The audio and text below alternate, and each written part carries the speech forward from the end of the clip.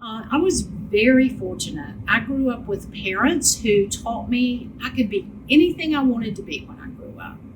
I didn't have any preconceived notions about what my career should be because I happened to be female. And that was very different in the decades I grew up in. So, what I would say to parents today is challenge your children, help them see that they can be anything they want to be, that the world is their stage. And just because they happen to be a little boy or a little girl, it doesn't mean that they have a preconceived career path. They can do anything that they are meant to be in this world. And we need to tell them that. They need to hear that from us.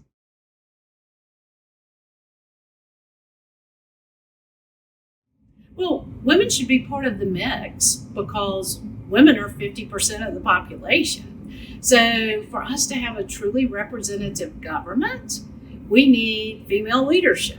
And it is so exciting to see some of the female leadership that we have had really join the General Assembly here in South Carolina over the past, call it decade. But we've got many miles to go before we sleep in that regard. And we need women who are those forward thinkers, who are willing to step out and take the risk. Politics is tough. The whole family's involved when someone runs for political office. And as females, we have a lot harder time letting things roll off our backs when things are said negatively about us or our families. And that's a tough thing to overcome. You need to have a stiff spine. You need to be willing to speak out for what's right. You need to be a thoughtful leader. And it is really an exciting time. I would tell female leaders now's the time to really think about the difference they can make. Women are great collaborators. So they're very good at bringing people together and helping others see others' points of view. They often don't shut down a discussion.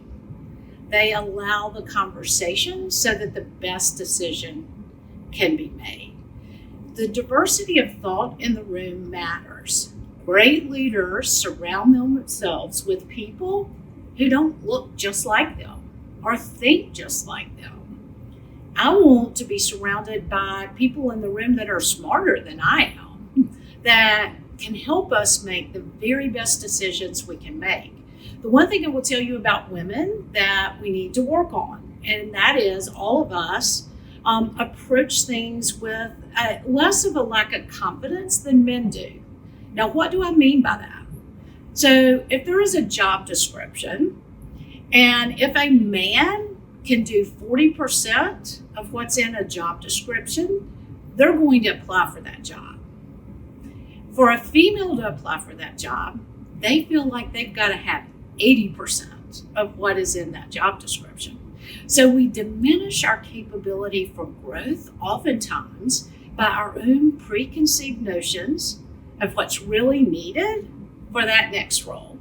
So take risk, step out of the box, have great mentors and people who you can talk to that will help you move past some of those areas of lack of self-confidence.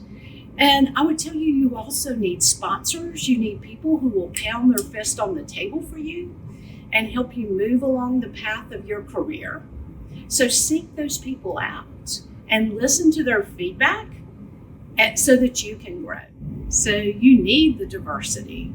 And there have been studies done that companies that have diversity are more profitable. Why are they more profitable? It's because they have diversity of thoughts. They look at things differently. They have an expanded worldview. It makes a difference. So sure, women should absolutely be at the table. But when they get to the table, they need to speak up. It's not okay just to have a seat at the table. They need to be active once they're at the table.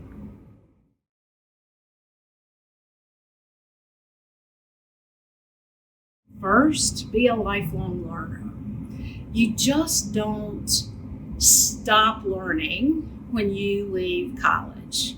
When you look at the banking industry and the way it has transformed over the past 40 years, my ability to continue learning has been something that has really been exciting for me. And be willing to learn, be willing to search, be willing to question and think out loud and get diversity of thought from others. Just be a lifelong learner. The other piece that I would want women to know is be your authentic self. You don't have to be anyone else other than you. Be you, because you are really an important person and no one else can be you.